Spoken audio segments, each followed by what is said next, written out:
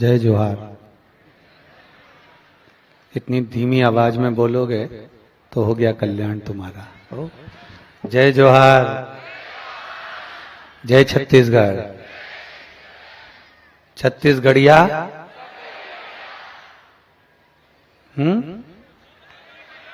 जम के जरा छत्तीसगढ़िया सबले बढ़िया।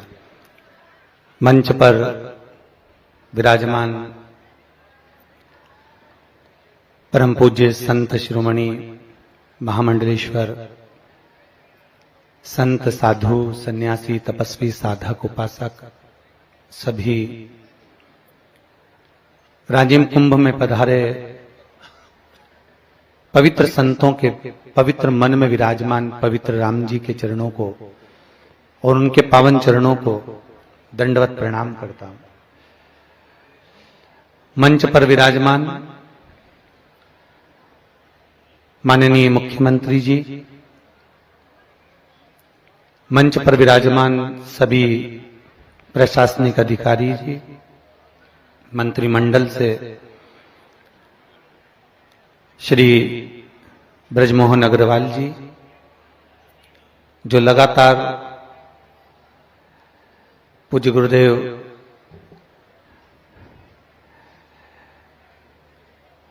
चित्रकूट धाम में जो सदा विराजमान रहते हैं और आप और हमारे बीच में बहुत सुंदर उद्बोधन अभी जिन्होंने दिया। निरंतर अग्रवाल जी के फोन आते रहे कि इस राजीव कुंभ में सुंदर आना है। पहली बार राजिम आना हुआ और ये जो नजारा देखने को मिला है ऐसा लगता है ये प्रयाग और हरिद्वार से कम नहीं है।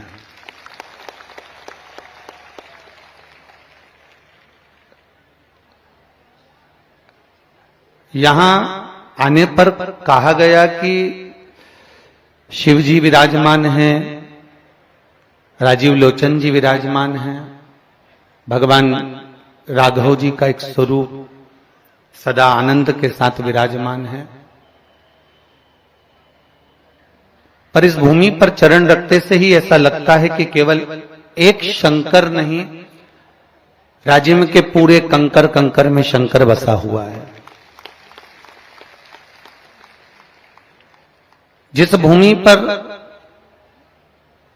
एक एनर्जी प्राप्त हो, एक ऊर्जा मिले, वो पवित्र भूमि है राजिम की।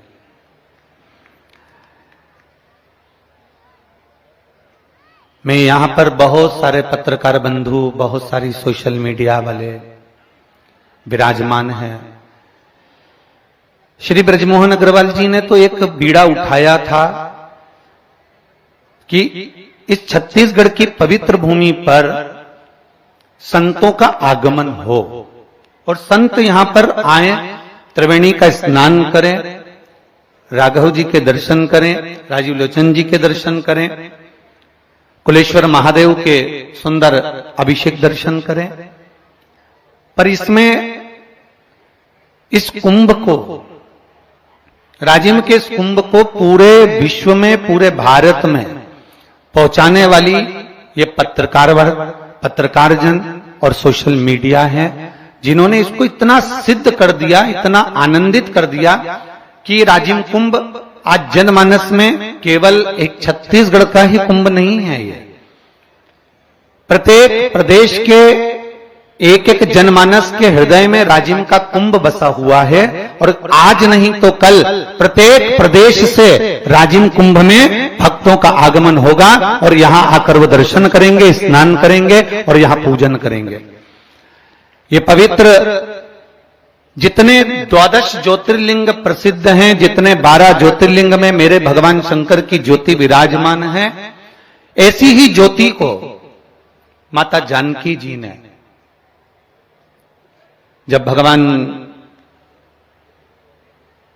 राम जी महाराज, आप सभी के स्मरण में होगा कि मेरे राघव अवध से जब चले थे और लंका तक जब पहुंचे थे तो मेरे राम जी ने जहां मेरे राम जी रुकते थे वहां पर एक शिवलिंग का निर्माण करते थे, पार्थिव शिवलिंग का, और उसका निर्माण कर कर उसकी पूजन करना, एक लोटा जल उन पर समर्पित करना।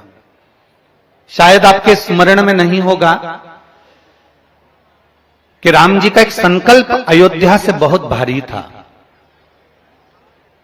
उस संकल्प के बारे में सोचकर माता कौशल्या जी भी दुखी होती थी। केवल वो संकल्प साधारण नहीं था, मेरे राम जी का एक संकल्प सबसे प्रबल था। राम जी जो संकल्प लिए थे कि जब तक मैं प्रतिदिन भगवान शंकर को एक लोटा जल समर्पित नहीं कर लेता तब तक कंदमूल फल भी नहीं खाऊंगा। ये राघव जी का संकल्प था, ये राम जी का संकल्प था। माता कौशल्या से जब माता कौशल्या जी के चरणारविंद को राघव जी नमन करते हैं और राघव जी नमन कर कर जब विनती करते हैं माता कौशल्या जी से कि मैं यहां से जा रहा हूं, मां मैं यहां से जा रहा हूं, माता कौशल्या जी उनको आशीर्वाद देकर विदा करती हैं। दशरथ बाबा उनको आशीर्वाद देकर विदा करते हैं। माता कैकेयी के चरणारविंद छूकर, माता सुमित्रा जी के चरणारविंद छूकर विदा करते हैं। माता कौशल्या दौड़ती दौड़ती दरवाजे तक पहुंचती हैं। जिस दरवाजे के बाहर से जब वो देखती हैं कि कैकेयी और दशरथ बाबा जहां विराजमान हैं, उसी द्वार पर से माता कौशल्या जी राघव जी को आवाज लगाती हैं और आवाज लगाकर कहती हैं, राघव तुम जा तो रहे हो, पर कौन तुम्हारा साथ होगा, कौन तुम्हारा साथ देगा? जंगल में बहुत सारे हिंसक पशु पक्षी होंगे, जानवर होंगे, बहुत तकलीफें आएंगी, वो कौन झेलेगा, वो कौन देखेगा, वो कौन समझेगा?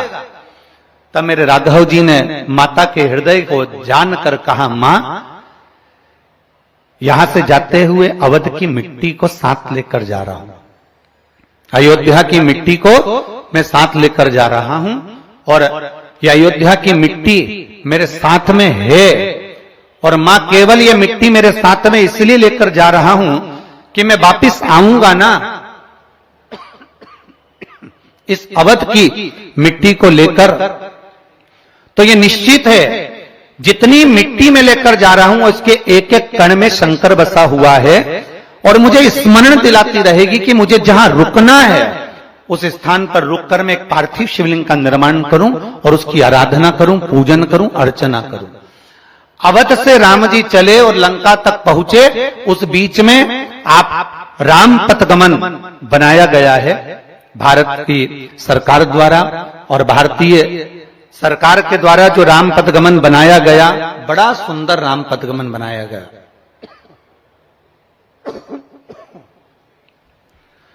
उस राम पथगमन में अगर आप दर्शन करेंगे,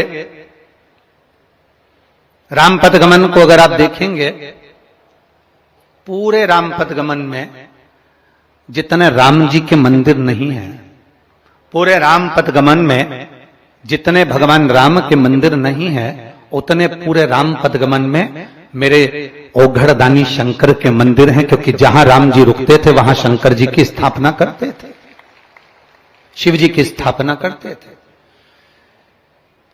ये पवित्र भूमि, त्रिवेणी का संगम, राजिम कुंभ, ये भूमि कोई साधारण सी नहीं है, जहां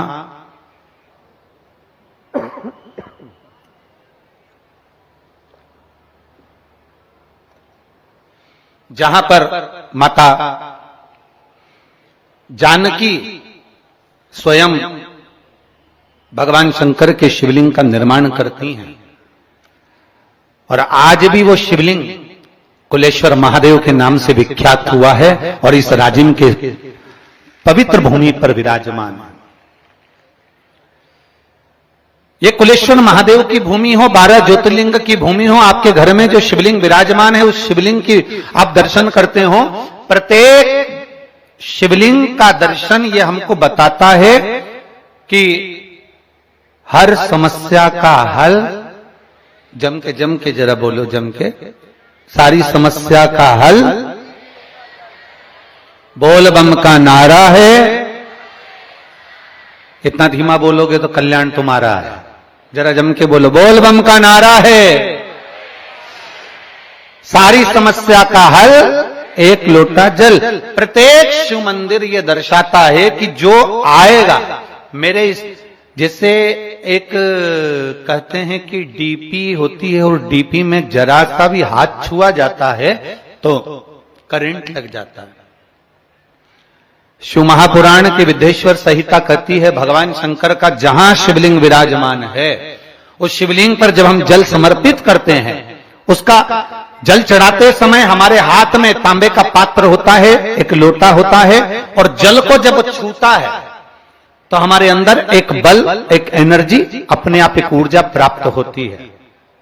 जैसे आज हमें तो आश्चर्य है कि राजिम कुंभ में आने का मौका भी मिला, तो आज सोमवार का दिन और सोमवार के दिन के साथ में सोमवार की अष्टमी,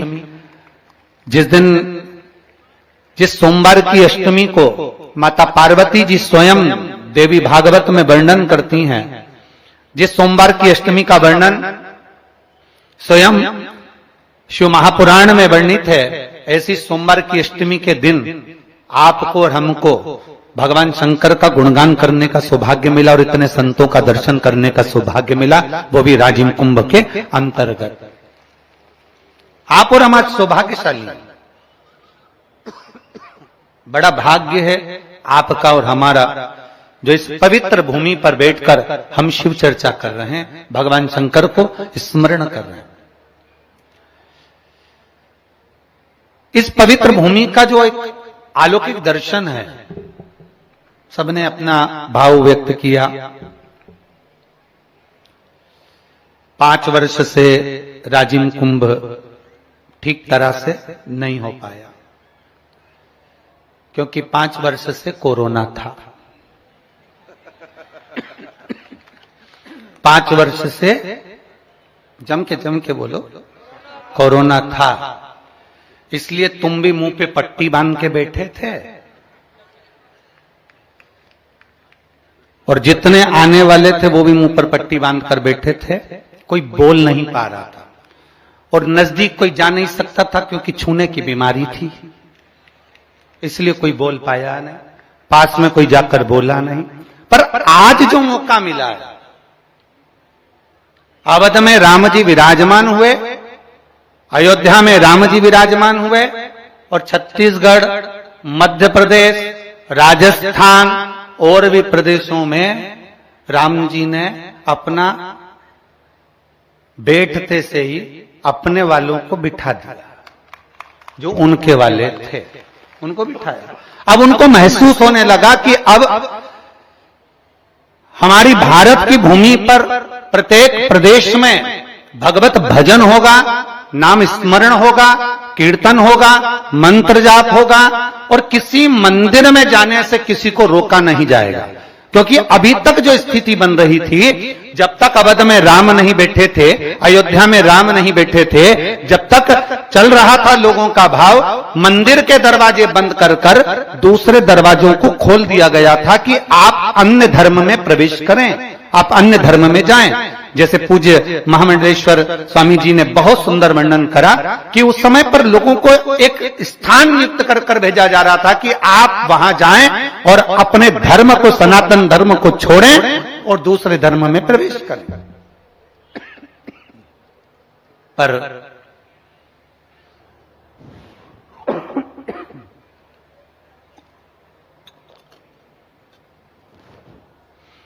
माननीय मुख्यमंत्री जी ने छत्तीसगढ़ सरकार के, उन्होंने एक संकल्प बड़ा भारी लिया। वो संकल्प है अब धर्मांतरण नहीं होगा, और ये संकल्प सबसे बड़ा संकल्प है छत्तीसगढ़ के लिए। अब आपको क्या करना है? आपको करना क्या है? क्या करोगे आप लोग? धर्मांतरण ना हो उसके लिए क्या करोगे? बोलो रे बोलो। ओ राजिम वाली जीजी, ओ राजिम के जीजाओ, बोलो बोलो, जरा जम के बोलो।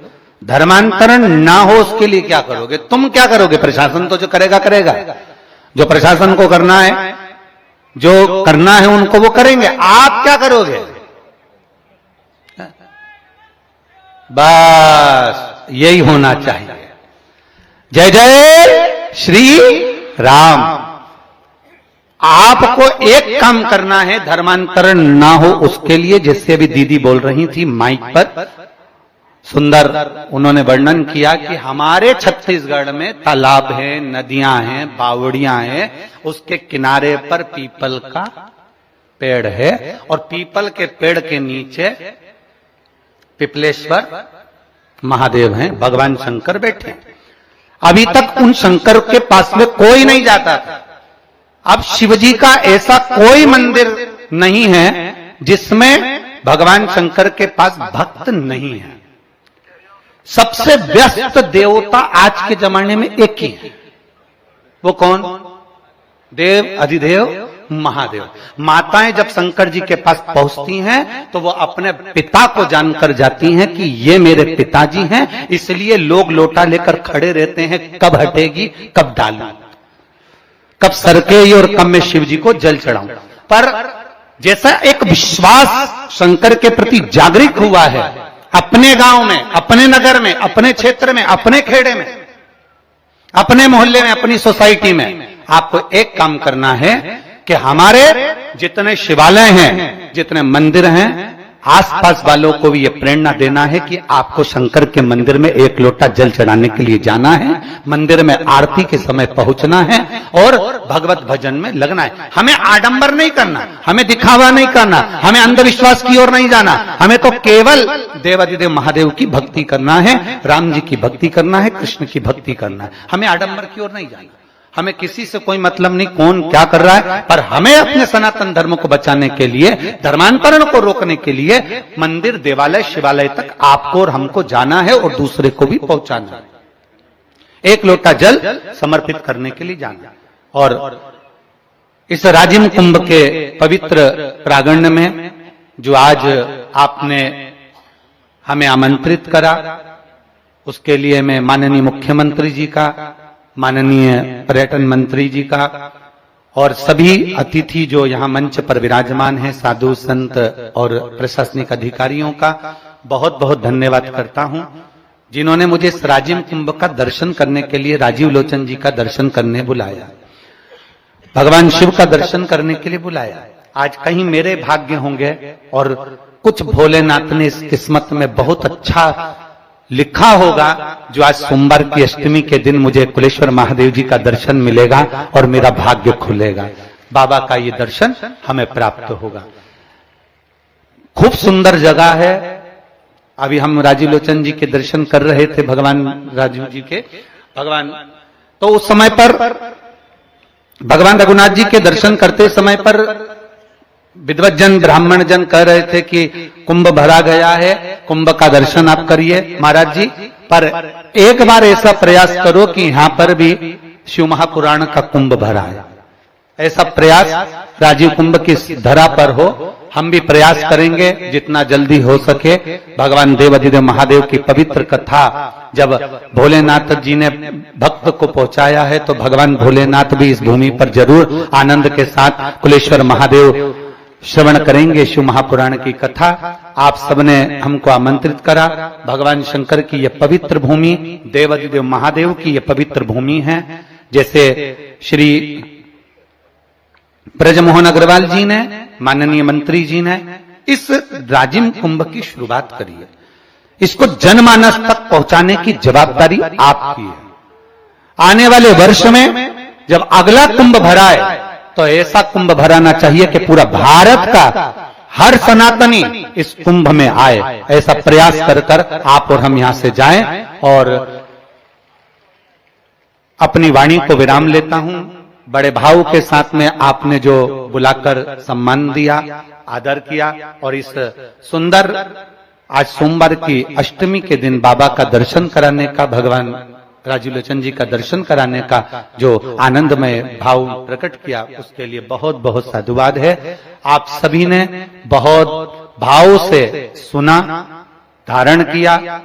आज इस कुंभ से आप एक बात अपने अंदर लेकर जाना कि हमको एक लोटा जल भगवान देवाधिदेव महादेव को समर्पित करना है। हर हर महा